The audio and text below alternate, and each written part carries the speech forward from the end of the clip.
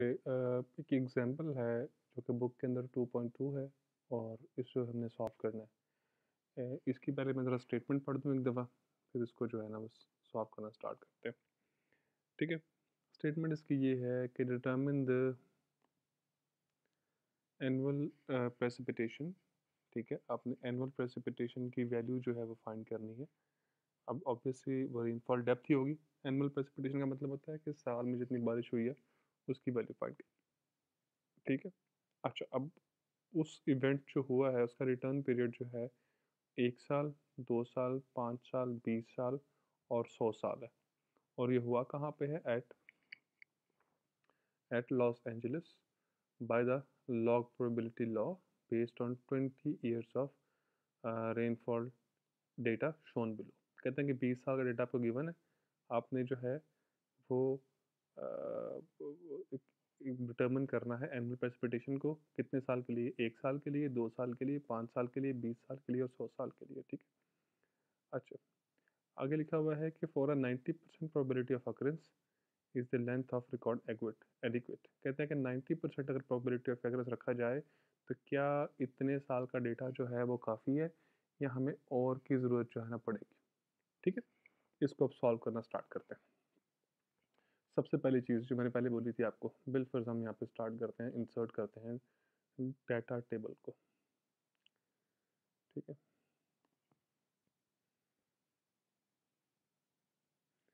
ये इसकी 8 रोज आएंगे, यहाँ पे ईयर आएगा और इधर जाके जो है ना वो रेनफॉल डेप्थ आएगी। ठीक है, रेनफॉल डेप्थ उसने दी हुई है मिलीमीटर के अंदर भी और इंचेस के अंदर भी। हम जो है वो प्रेफरेंस देते हैं बेसिकली मिलीमीटर्स को। 1934 इसकी कितनी थी मिलीमीटर के अंदर? 371। ठीक है, 1935 आई उसके बाद, फिर 1936, 1937, 38, 1939, 1940। पहले इनकी रेनफॉल डेप्थ साथ में लिख लें। 35 के लिए है 551, फिर है 307, उसके बाद है 569, उसके बाद है 333, उसके बाद है 488 और उसके बाद है 833।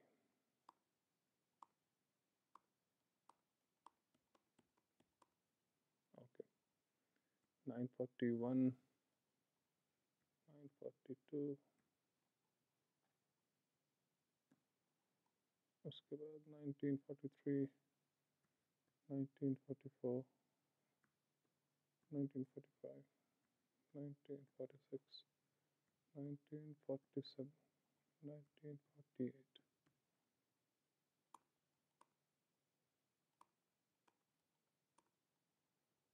1949, 1950, 1951, 1952 एंड 1953। अब इनके साथ में वैल्यूज जो हैं वो लिखनी स्टार्ट करें। 241, 665, 208, 269 आई थिंक, 203, ओहो, 203, 183, 323, 295, 488, 462, 24,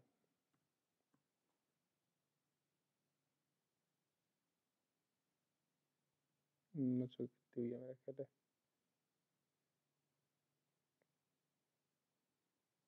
एनीवे लेट्स, जो वैल्यूज हैं उनकी उधर लिखी जाए।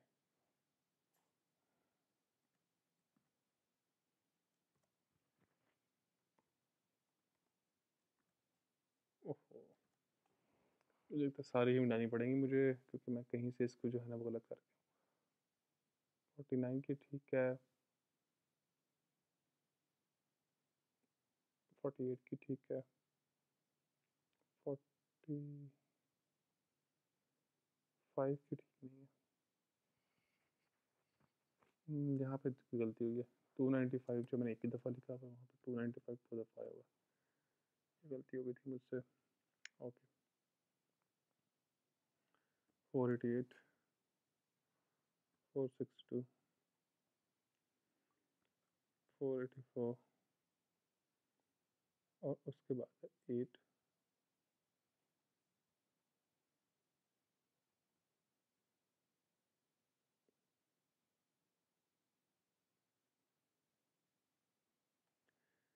833, 41 का, 40 का, फिर 488 है,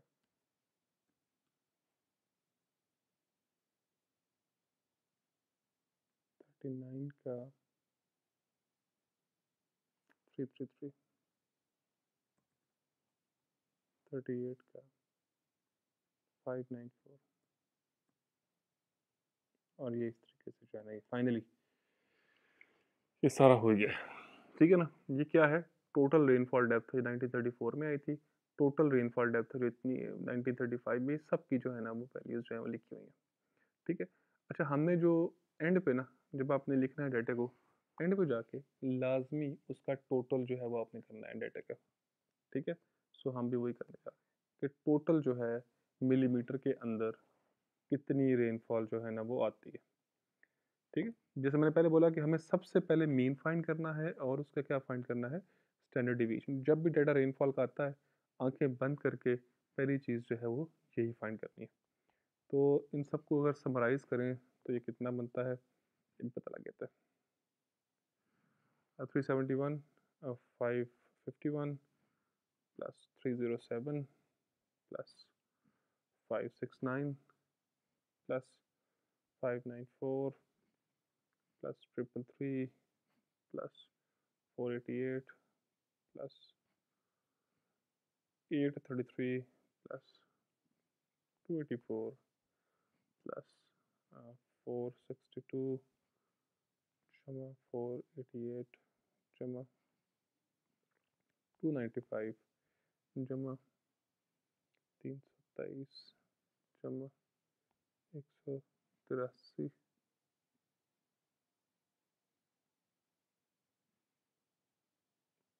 जमा 203 जमा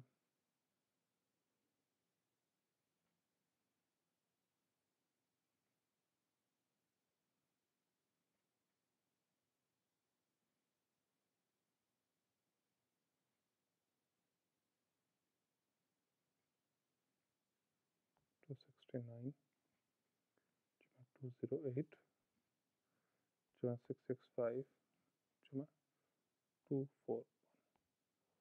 तो ये वैल्यू बेसिकली आ रही है 7962। ठीक है, टोटल वैल्यू जो है आपके पास ये वाली आ गई। अच्छा, एक चीज़ ये है, जब आपने रेनफॉल की डेप्थ जो थी, ये आपने किस में ली थी, ये आपने मिलीमीटर में ली थी।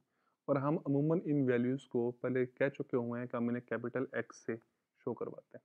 तो ये आपने याद रखनी है बात, ये वाली। ठीक है, ये आ गया। इसके बाद जब आपने इसका मीन फाइंड करना है, मीन जो है वो तो बड़ा सिंपल है, वो क्या हो जाएगा, टोटल जितनी हैं उनका सम। ठीक है, वो कितना आया, 7962। और इसको आपने डिवाइड करना है 20 के साथ। 20 के साथ क्यों करना है, क्योंकि टोटल नंबर ऑफ जो टर्म्स हैं कितनी हैं, 20 हैं। यानी कि 1 2 3 4 5 6 7 8 9 10 11 12 13 14 15 16 17 18 19 और 20, तो ये 20 है। तो जब आपने इसको डिवाइड करना है ना, 7962 डिवाइडेड बाई 20, ये कितना आता है, 398.1 आता है। ये मिलीमीटर जो है ना, ये है इसकी एवरेज वैल्यू। ठीक है, इसके बाद आपने फाइंड करना है इसका स्टैंडर्ड डिविएशन। ठीक है, स्टैंडर्ड डिविएशन जो है उसके फाइंड करना इतना आसान काम नहीं है। आप ऑब्वियसली आपको कुछ टर्म्स चाहिए होती है इसके लिए। तो क्या करोगे आप, आपने एक साइड पे एक और कॉलम जो है ना वो ड्रॉ करना है। ठीक है, और उस कॉलम में क्या करोगे आप, उस कॉलम के अंदर आप एक्स का स्केयर लोगे, क्योंकि हमें इसका फार्मूला याद है। स्टैंडर्ड डिविएशन का हमें फार्मूला याद है, वो क्या है? स्टैंडर्ड डिविएशन का फार्मूला हम अभी तरफ ऊपर पढ़ के आए थे स्लाइड नंबर 3 के अंदर, ये वाला, इससे फाइंड करना है हम लोगों ने। तो इसके अंदर हमें एक्स स्क्वायर का भी समीशन चाहिए, ठीक है? तो वो हम अब जो है ना करेंगे फाइंड। तो क्या आ गया? 371 का पहले जो है ना आपने स्क्वायर फाइंड करना है, वो कितना आता है? 1,37,641, ठीक है? उसके बाद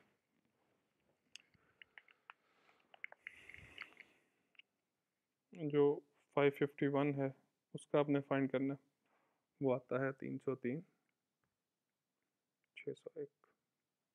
उसके बाद आपने करना है फाइंड 307 का, ये आता है 94, 249, ठीक। उसके बाद आता है 569 का,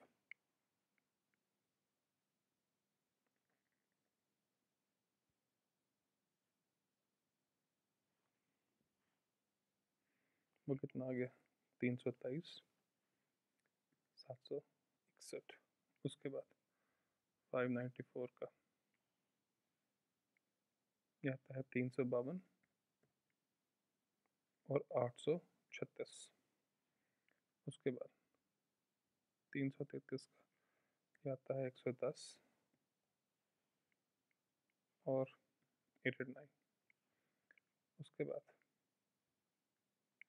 488, ये आता है 238, 144। उसके बाद आता है 833 का, ये है 693 और 889। उसके बाद 284 का, 80, 656।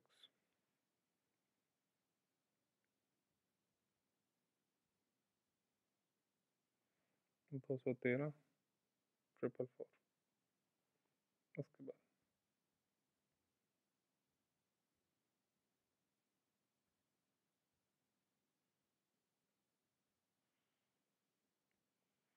238, 144, 295 का, 87, 0, 25, 87, 0, 25। 323 का जो है वो है 104, 329। उसके बाद 183 जो है उसका है 33, 400, 489, सॉरी। उसके बाद 203 और 41, 209। उसके बाद 269,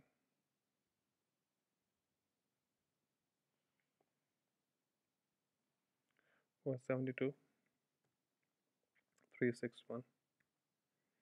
उसके बाद 208, ये 43 और 264। उसके बाद 665,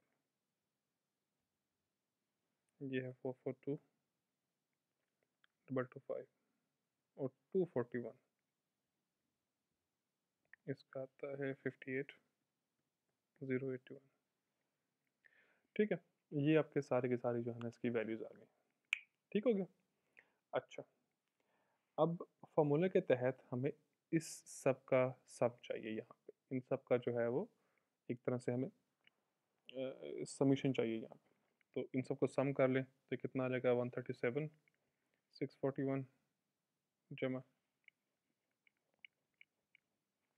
303, 601 जमा 94, 249 जमा 323, 671 जमा 352, 836 जमा 110 एरेड 9 जमा 238 144 जमा 693 एरेड 9 जमा 80 656 जमा 213 जमा 238 144 जमा 87 025 जमा 87 025 जमा 104 329 जमा 33 849 जमा 41 209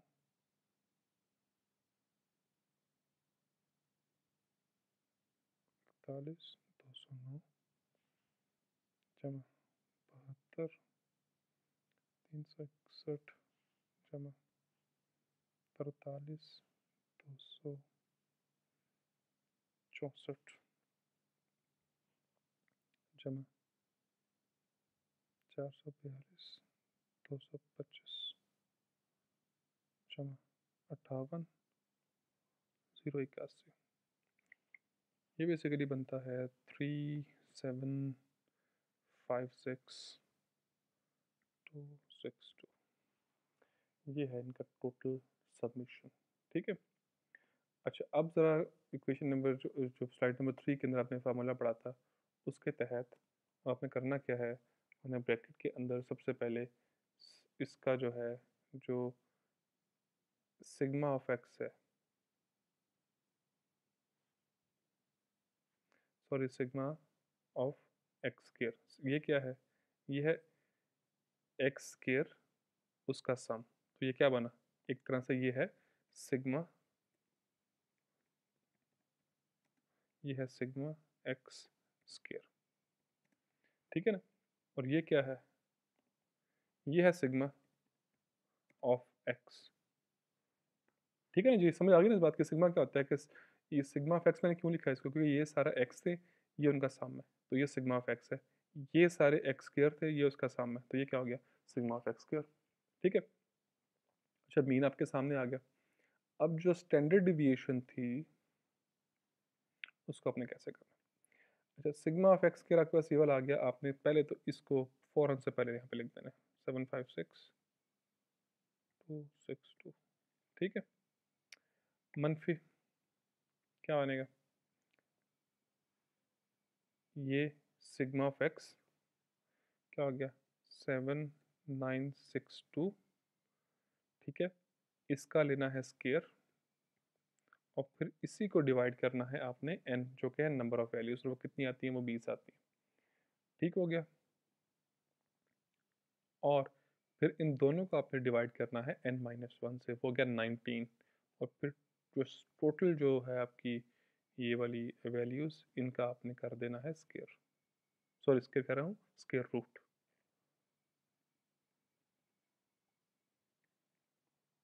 ठीक है ना जी, ये आ गया।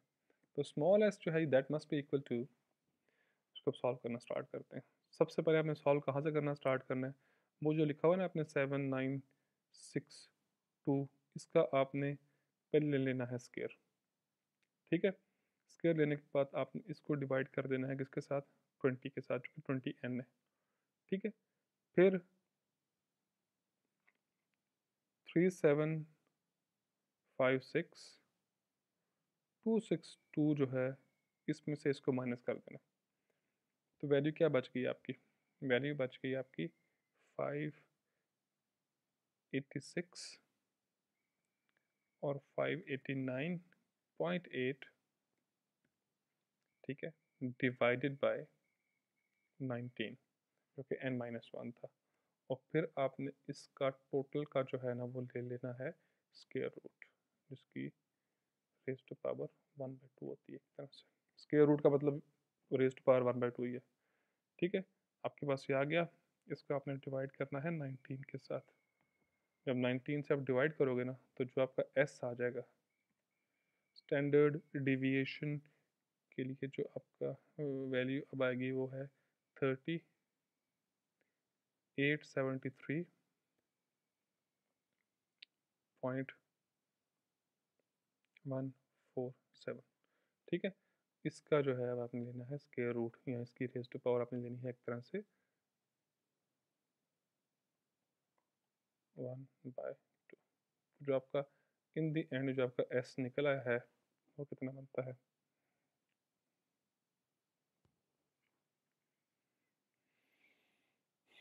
यानी कि आपने करना है स्क्वायर रूट 30873.147 का, ये बनता है 175.7।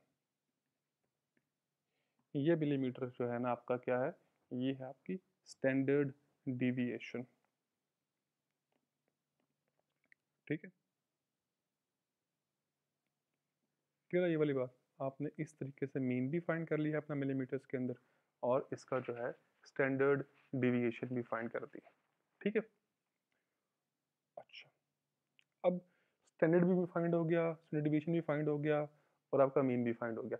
इसके बाद ऑब्वियसली हमें एक चीज़ का पता है, हम एक चीज़ जानते हैं कि इसके बाद आपने कोई भी पैरामीटर फाइंड करना है, it has to be C V.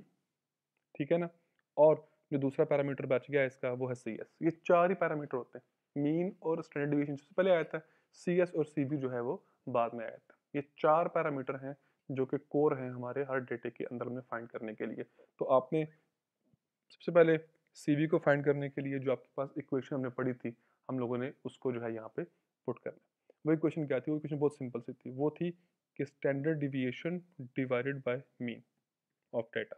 तो आपका वो सी वी आ जाएगा। स्टैंडर्ड डिविएशन जो थी ना वो कितनी थी, वो थी 175.7, और डिवाइड किया आपने मीन के साथ, और वो कितना बनता है 398.1। तो जो इसका आंसर निकलेगा ना आपका, वो आ जाएगा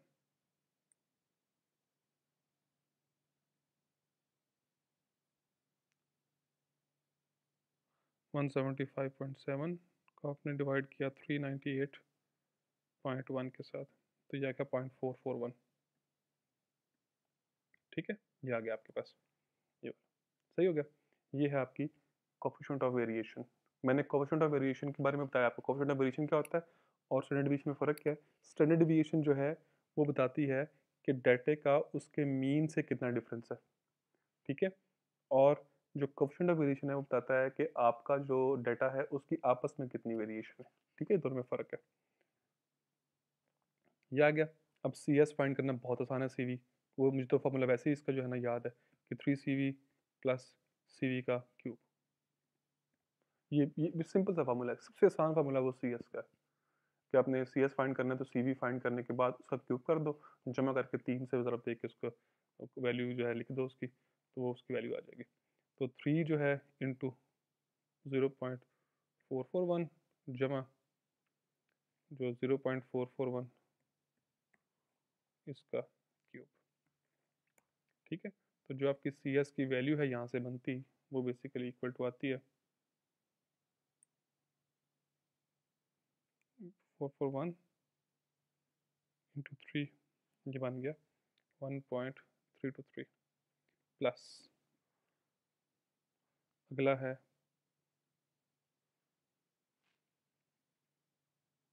इसका क्यूब, और वो बनता है 0.085766।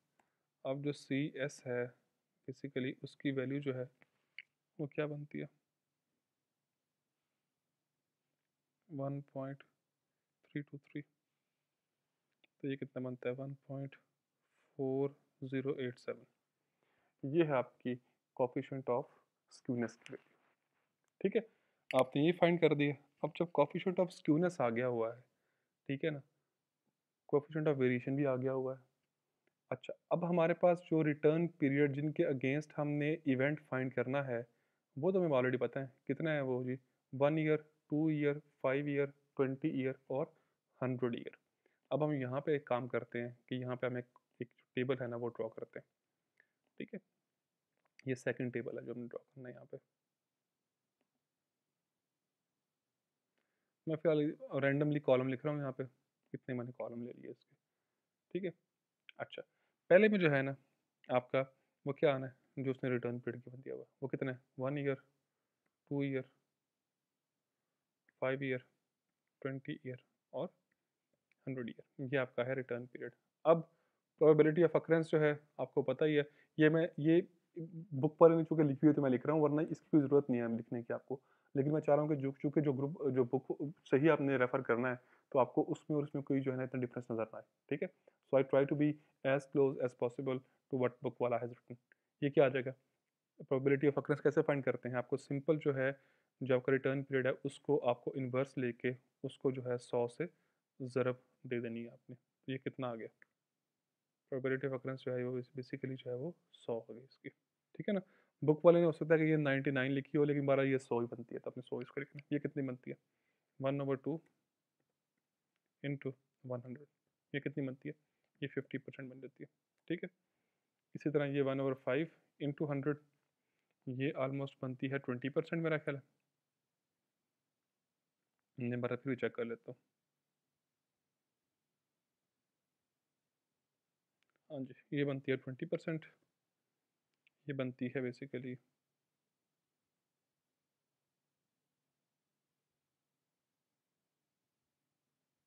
5%, और ये बनती है बेसिकली 1%, ठीक है। तो ये आपकी प्रोबेबिलिटी ऑफ अकरेंस की वैल्यू आ गई। अच्छा, इसके बाद जो हमें वैल्यू फाइंड करनी है ना, वो है के की।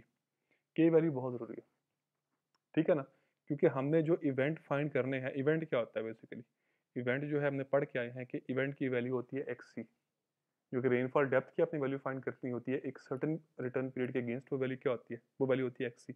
हमने यहाँ पे कहीं पे पढ़ा था बेसिकली, ये जो एक्स सी है ये क्या है, ये किसी भी इवेंट की वैल्यू है एक सर्टन रिटर्न पीरियड के अगेंस्ट, ठीक है। तो ये इसका फॉर्मूला हम लोगों ने पहले जो है ना वो कंफर्म कर लिया, पढ़ लिया हुआ कि ये तो इक्वल टू होता है G mean into 1 plus coefficient of variation ज़रब के,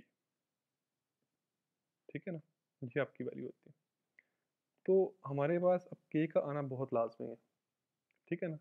रिटर्न पीरियड हमारे पास है, वैल्यू जो है सी वी और सी एस की हमारे पास है, तो हम क्या ख्याल है ये टेबल ना ये वाला इस पे चले, हमारी कितनी वैल्यू है जो है ना सी एस की 1.4, तो 1.4 तो ये खड़ी हुई वैल्यू 1.4, ठीक है। तो 1.4 जो वैल्यू है, अच्छा उसके अगेंस्ट अगर आपका जो रिटर्न पीरियड है वो 1 साल हो, तो जो आपकी वैल्यू है ना के की वो कितनी बनती है 1.49, तो हम यहाँ पे लिख लेते हैं, अगर 1 साल का रिटर्न पीरियड है तो वैल्यू जो है ना -1.49 आ गई। अगर 2 साल का है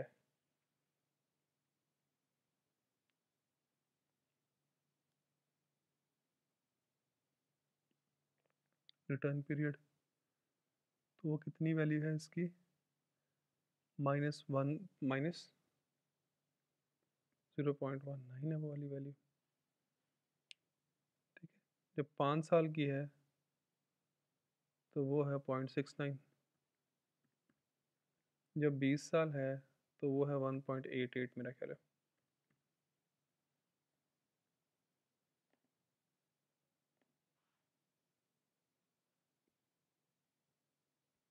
हाँ 1.88, और जब जो है ना 100 साल या हो तो वो है बेसिकली 3.26।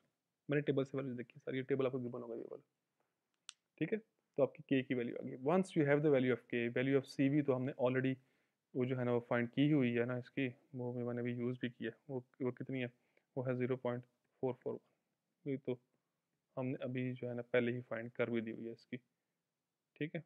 तो 0.441 जो है आपने इस पूरी कॉलम में जो है लिख देना है। अगर आप चाहो तो आप सी जो सी वी से के की वैल्यू भी फाइंड कर सकते हो, सेम ही आएंगी वैल्यू, उसमें कोई इशू वाली बात नहीं है। अब देखो ये 1.41 है ना, ऑटोमेटिकली इसकी वैल्यू जो है वो 0.43 हो जाएगा, 0.434 आ गए तो हमने 0.44 कर दिया, सेम ही ऑलमोस्ट, उसमें कोई डिफरेंस नहीं है। तो चाहे आप सी वी से वैल्यू फाइंड कर दो के की, या चाहे सी एस से कर दो, बात उसमें कोई एक ही बात में कोई इतना इशू नहीं है, ठीक है। अच्छा अब आपने फाइंड करना है एक्स सी, अखीरली जो है ना वो उसमें। तो वो सिंपल जो है ना आप देख लो कि इसके लिए क्या बनेगा, वो पहले आएगा, पहले क्या आएगा, पहले मीन आएगा, वो कितना है 398.1 मीन आ गया, उसके अंदर इंटू 1 प्लस सी भी कितना है 0.441, ठीक है। ज़रब क्या कर दिया आपने के, वो कितना बनता है माइनस, मैं इसको ब्रैकेट में लिख रहा हूँ ताकि समझ में लगे, माइनस 1.49, ठीक है ना। इसको सॉल्व कर लो, ये कितना बनता है,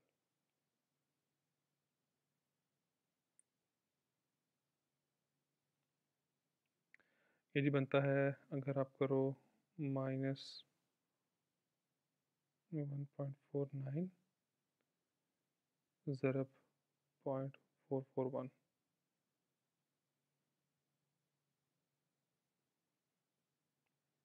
तो ये बन गया बेसिकली, सर मैं टोटली सॉल्व कर देता हूँ, ये बनता है 136.51 मिलीमीटर, ठीक है। ये चूँकि एक्स जो था ना आपने ऊपर लिखा हुआ था वो मिलीमीटर में था, तो जो एक्स सी आप फाइंड करोगे वो भी किस में होगा, वो मिलीमीटर में आ जाएगा। ऐसे ही आपने इसकी वैल्यू को फाइंड करना है, ऐसे ही आपने इसकी वैल्यू को फाइंड करना है, और नीचे वाली की वैल्यू को भी आपने ऐसे ही फाइंड कर देना। मैं वहाँ से वैल्यूज़ जो है ना कॉपी कर रहा हूँ टाइम बचाने के लिए। ये 136.51 था, अच्छा दूसरे का है 365, तीसरे का है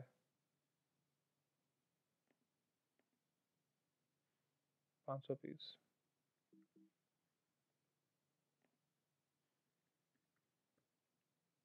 अगले का है 729, और उसके अगले का है 973 है मेरा ख्याल से, हाँ 973, ठीक है। मैंने उसी फार्मूले के अंदर वैल्यूज पुट करनी है, सिर्फ वैल्यू में फ़र्क किस क्या है, सिर्फ जो वैल्यू है वो फ़र्क आएगा, तो वैल्यू ऑफ के में फ़र्क आएगा, बाकी सारा कुछ जो है ना सेम है, ठीक है। इसके के की वैल्यू -1.49 लिखी हुई है, इसके लिए उसी के की, बाकी ये 398 और प्लस वन और सॉरी 1 और प्लस 0.441 ये सेम रहेंगे, सिर्फ ये ब्रैकेट वाली वैल्यू जो है चेंज होगी। तो आपने सबके लिए वैल्यू जो है इस तरह एक्स सी की फाइंड कर लेनी है, ठीक है। तो ये आ गया। अब दूसरा सवाल ये था कि जी क्या आपकी जो वैल्यू है, ये जो डाटा की लेंथ है जो इस सवाल में दी हुई है आपको, क्या ये लेंथ जो है इस तरह के एनालिसिस के लिए एडिक्वेट है कि नहीं एडिक्वेट, ठीक है। अच्छा उसके लिए जो हमारा फार्मूला है हमने पहले पढ़ा हुआ है कि वो होता है y इज इक्वल टू 4.30, ठीक है, इंटू टी इंटू लॉग जिसकी बेस 10 हो उसकी r, और होल का जो है वो स्केयर प्लस 6, ये है आपकी y को फाइंड करने का तरीका, ठीक है। अच्छा अब ये t जो है ये स्टूडेंट टेस्ट की वैल्यू है, ये वैल्यू मैंने पहले बोला है कि आपको ये गिवन होगी इस सवाल में, जो इसकी वैल्यू जो गिवन है ना वो है बेसिकली इक्वल टी जो है ना वो हमने जो है स्मॉल टी बेसिकली उसे शो करवाया होगा। इस सवाल के अंदर जो टेबल जिसकी वैल्यू फाइंडेड है, जो फाइंड की हुई है ना, वो है 1.796, ठीक है। ये वैल्यू जो है स्टूडेंट टी टेस्ट की वैल्यू, ये अमूमन ये डिग्री ऑफ फ्रीडम के जो है ना वो इक्विवेलेंट देख के देखते हैं इसको टेबल से, लेकिन ये बहुत सिंपल है, इसको फाइंड करना आपको टेबल जो है गिवन दिया होगा, इसमें से वैल्यू जो है ना आपको टी की है फाइंड करनी पड़ेगी, ये बहुत सिंपल है, ठीक है। कोई ऐसी छोटी बात नहीं, हो सकता है कि हम उसको वैसे ही जो है ना वैल्यू गिवन दे देंगे इसके अंदर, ठीक। अच्छा इसके बाद करना क्या है आपने, y के लिए जो है उसकी वैल्यू जो है पुट कर देनी है, कितना आ गया 4.30 ज़रब 1.796 ज़रब लॉग ऑफ r, वैसे के वैसे रह गया, मैंने वो भी फाइंड नहीं किया, इसका आपने करना है स्केयर और फिर जमा कर देना है चेन। r की वैल्यू क्या होती थी, हमने पढ़ा है कि ये होता है magnitude of 100 magnitude of event with 100 year return period, ठीक है ना, डिवाइडेड बाय वही वाली चीज़ कि 2 ईयर रिटर्न पीरियड के साथ जो है ना जो मैग्नीट्यूड है वो कितना है। मैं शॉर्ट करके लिख रहा हूँ, उसमें परेशान नहीं होना, ठीक है।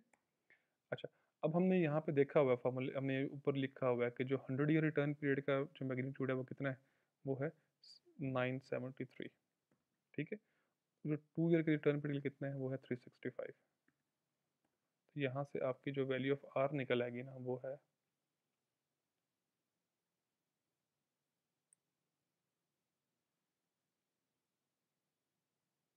आती है 793 डिवाइडेड बाई 365, तो वो आती है 2.66, ठीक है। तो आपने क्या वाई की वैल्यू अब फाइंड करने बैठोगे, ये आ जाएगी Y is equal to 4.30 into 1.796 ज़रब log of, sorry, log of R जो कि था 2.67, ठीक है, इसका स्क्वायर जमा 6। तो जब यहाँ से वाई की वैल्यू फाइंड करोगे ना डायरेक्टली, वो आ जाएगी 16.8 ईयर्स, ठीक है। तो इसका मतलब ये हुआ कि आपको इस तरह के एनालिसिस के लिए जो रिक्वायर्ड डाटा की लेंथ है ना, वो 16.8 ईयर है, मतलब ऑलमोस्ट 17 साल का को डाटा जो है आपको चाहिए आपको। तो आपके पास डाटा है कितने साल का, गिवन कितने साल का था आपको, गिवन था कितने साल का, 20 साल का। तो आप लिखोगे यस, यहाँ पे आप लिख दोगे नीचे, ओहो ये इधर से क्या मैंने कर दिया है, ये हो जाएगा, यहाँ पे लिख दोगे आप yes the length of the given data is adequate, बस, ठीक है। ये था इसका पूरे का पूरा जो है ना वो न्यूमेरिकल का जो है वो एक सोल्यूशन। इसमें आर की वैल्यू पे कंफ्यूज नहीं होना, आर की वैल्यू क्या है, 100 साल का जो है अपने इवेंट फाइंड किया यहाँ पे टेबल के अंदर, उसका जो है मैग्नीट्यूड, ठीक है, और डिवाइड करना है 2 साल के वाले के साथ, तो वैल्यू ऑफ आर फाइंड कर देनी है, उसका लॉग लेके और सारा कुछ जो है वैल्यूज जो है लेके उसको पुट करके तब उसको फाइंड करते हैं। तो ये था हमारा न्यूमेरिकल। अब हम इसके बाद जो है अगला जो है जो हमारी बेसिकली स्लाइड नंबर जो है वो 11 से जो है ना वो आगे से हम स्टार्ट करेंगे, ठीक है। So stay tuned.